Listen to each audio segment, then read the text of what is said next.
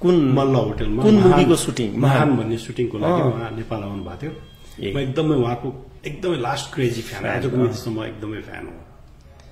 अनि उहाँको कुनै पनि फिल्म मैले छोडेको छैन होला हेर्नलाई। अनि उहाँ आउनु भएको छ भनेपछि त्यो दिन मेरो प्र्याक्टिकलको क्लास थियो। अब थ्योरिटिकल चाहिँ त बङ्क गरे पनि के फरक पर्दैन, प्र्याक्टिकल चाहिँ बङ्क गर्नु हुँदैन। त्यहाँ त अब आफै उभिएर प्रेजेन्टेसन गर्नु पर्यो, भएको त छिर्ने के अब त्यो अपरेसनहरू गर्ने क्लास थियो।